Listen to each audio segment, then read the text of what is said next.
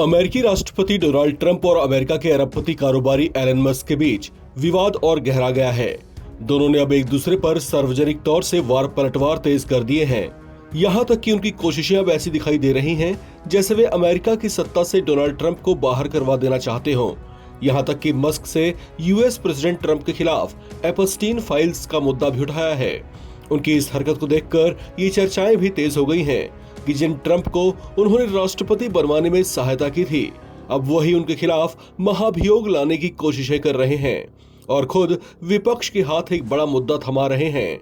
उन्होंने Epstein files का मुद्दा भी उठाया और इसमें डोनाल्ड ट्रंप का नाम होने की बात उन्होंने कही है। साथ ही उनकी जगह जेडी वेंस को नया राष्ट्रपति बनाए जाने की मांग वाली एक पोस्ट भी उन्होंने की।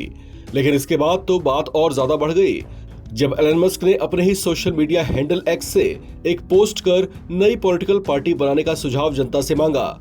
जो पोस्ट उन्होंने किया उसमें वे लिखते हैं, the people have spoken, a new political party is needed in America to represent the 80% in the middle and exactly 80% of people agree.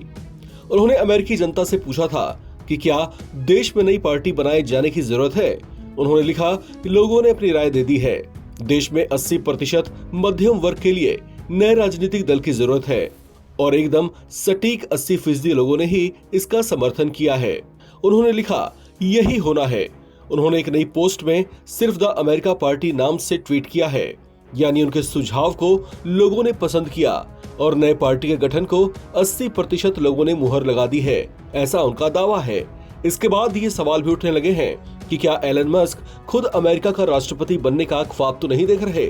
लेकिन इसके बाद डोनाल्ड ट्रंप का पारा भी हाई हो गया और डोनाल्ड ट्रंप ने अमेरिकी सरकार और टेस्ला के बीच सौदों को रद्द करने की चेतावनी दी।